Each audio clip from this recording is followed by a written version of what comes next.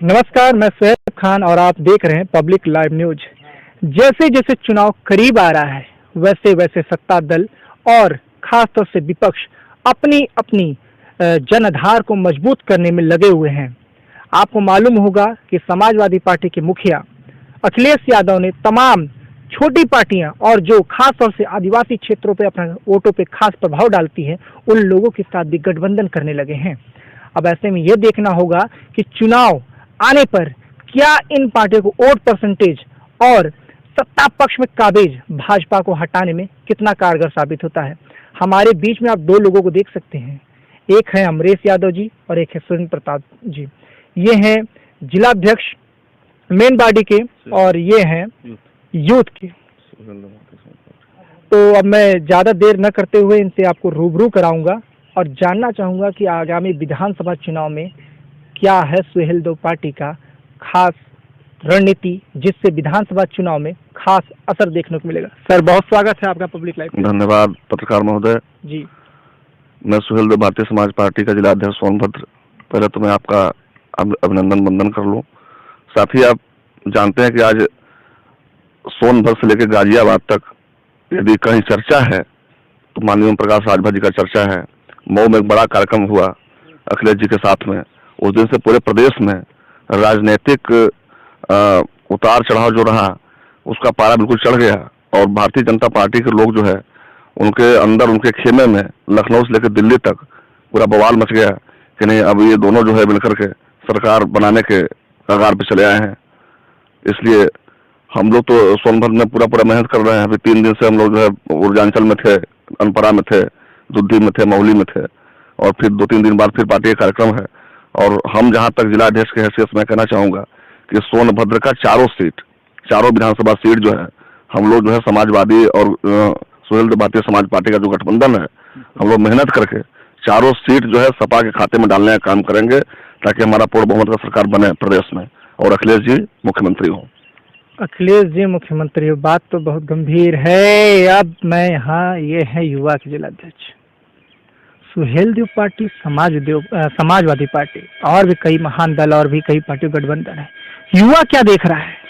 युवा में यह है कि युवाओं का जो भी हित की बात करते हैं तो हमारे माननीय ओम प्रकाश राजभर जी हैं, जो बेरोजगार जितने भी नौजवान हैं जो रोड पे घूम रहे हैं, पॉलिटेक्निक कर लिए हैं, ITI कर लिए हैं, BEd BTC करके बहुत से नौजवान साथी घूम रहे हैं।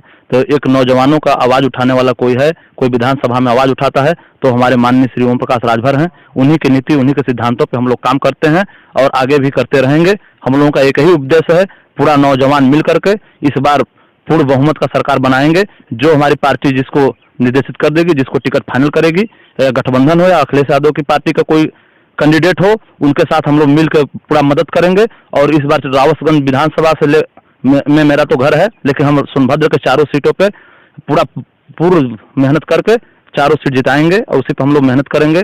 और मेरा एक निवेदन है कि अगर कोई नेता है ओम प्रकाश राजभर जो गरीबों की बात करते हैं और नौजवानों की बात करते हैं, किसान भाइयों की बात करते हैं और जाति वर्गीकरण की बात करते हैं और आर्थिक के आधार पर आरक्षण लागू हो तो हमारे माननीय ओम प्रकाश राजभर जी बात करते हैं। इसलिए हम लोग सोचते हैं उनके कंधों को मजबूत करें और 4 सीट यहाँ से निकाल करके उनके खाते में भेजें। अध्यक्ष, ये रेड अलर्ट क्या है? आजकल बड़ा चर्चा में है। देखिए, रेड अलर्ट जो है, मोदी जी जो देश के प्रधानमंत्री हैं, आपको बता दूं कि मोदी जी आज जो है लगभग 10 साल से प्रधानमंत्री हैं। इन्होंने फर्स्ट बार वादा किया था कि मैं 2 करोड़ नौजवानों को नौकरी दूंगा देश में, नौकरी नहीं दिया। दूसरी बात यह कि महंगाई जो 100 रुपए तेल था, सरसों का तेल, आज 200 के ऊपर है। डीजल 60 रुपए था, 100 रुपए करीब चला गया। पेट्रोल जो है 70 रुपया था, 110 रुपया हो गया। देश में जो महंगाई बढ़ रही है और महंगाई को जो है बढ़ रही है, और ये देख रहे हैं कि नहीं, अखिलेश जी के गवर्नमेंट में पिछले बार उत्तर प्रदेश में जो काम हुआ, चाहे वो एक्सप्रेस हाईवे का काम हो, चाहे जो है महिला सशक्तिकरण सुरक्षा का काम हो, चाहे आप देखते हैं कि 100 नंबर की गाड़ियां जो है उन्होंने बनाया कि नहीं, जिस गरीब को दिक्कत हो, झगड़ा हो, वो गाड़ी पुलिस उनके घर पर पहुंच जाए। रेड अलर्ट किसके लिए? रेड अलर्ट देखिए, इन्होंने लाल टोपी पर इशारा किया, समझ रहे हैं आप। ये जो है भारतीय जनता पार्टी जो देश की सबसे झूठी पार्टी है, भारतीय जुमला पार्टी, समझ, भारतीय जनता पार्टी इसको कहते हैं हम लोग। इन्होंने जो है जो लाल टोपी उन्होंने देखा अखिलेश जी के सर पे, आज पूरा प्रदेश अखिलेश जी की बात कर रहा है, तो उन्होंने लाल टोपी पे ही रेड अलर्ट कहा कि उत्तर प्रदेश में रेड अलर्ट है। समझे आप, रेड अलर्ट मतलब लाल टोपी को उन्होंने इशारा किया। अच्छा जी, मतलब लाल टोपी पे इशारा है ये जी। तो युवा पीला और लाल के कॉम्बिनेशन के साथ आगे बढ़ेगा। जी, हमारा एक सोच है कि जिस ओर जवानी चलती है उस ओर जमाना चलता है। हम लोग चाहते हैं कि इस बार पूरे प्रदेश से बीजेपी वालों को उखाड़ को फेंक दिया जाता है। क्या भैया, जिस ओर जमाना चलता है, जिस ओर जवानी चलती है उस ओर जमाना चल, बात तो बड़ी करते हैं आप लोग। तो ये बताइए, चारों विधानसभा सीट निकालेंगे कि कुछ देखिए संगठनात्मक जो हमारा तैयारी है जो पार्टी का, हमारा सुहेलदेव भारतीय समाज पार्टी का आपको बता दूं, तो हम लोग की जिला कमेटी, चारों विधानसभा कमेटी मजबूती से हम लोगों की तैयार है। और आज की डेट में गठबंधन के बाद तो बहुत तेजी से सदस्यता बढ़ रहा है, समझ रहे हैं। और रावटगंज विधानसभा में पार्टी खुद जो है अपने बलबूते कम से कम 10 से 15 हजार वोट जो है डाइवर्ट करा सकती है अपने विधानसभा में। और हम लोग कल दुद्धी में थे, कल हम लोग जो है विधानसभा ओबरा में थे, यानी चारों विधानसभा।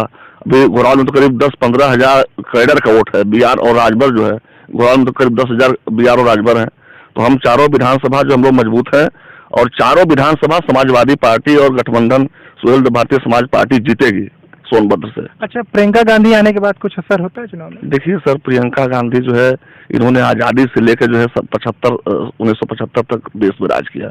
बात समझिएगा, ये केंद्र में बात करती होंगी, अन्य राज्यों में होगा, लेकिन आज का जो चुनाव है उत्तर प्रदेश का, आपको बता दूं कि उत्तर प्रदेश का चुनाव, उत्तर प्रदेश का नौजवान चाहता है कि उत्तर प्रदेश का मुखिया, उत्तर प्रदेश का नेता, उत्तर प्रदेश का मुख्यमंत्री नौजवान मुख्यमंत्री हो और वो अखिलेश यादव जी हो।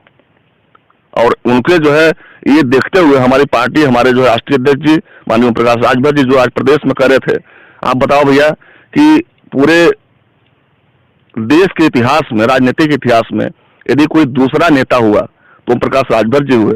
पहला जो है डॉक्टर बी आर अम्बेडकर साहब थे जिन्होंने अपनी मंत्री का पद छोड़ा था, और दूसरा ओम प्रकाश राजभर जी हैं जिन्होंने कैबिनेट मंत्री होते हुए समाज के लिए, उत्तर प्रदेश के 24 करोड़ लोगों के लिए अपनी जो है नौकरी, मंत्री का पद छोड़ दिया। लोग ये भी कभी कभी आरोप लगाते हैं जैसे सुहेलदेव समाज पार्टी पे कि मतलब जब आपको मालूम था कि ऐसा उनका चरित्र, उनके साथ गठबंधन में क्यों चले गए थे? देखिए, आदमी जो है पहले नहीं जानता है तो हमसे हमारी आपकी दोस्ती हो गई, लेकिन जब जान जाता है तो जो है माठा भी पीता है तो फूंक के पीता है।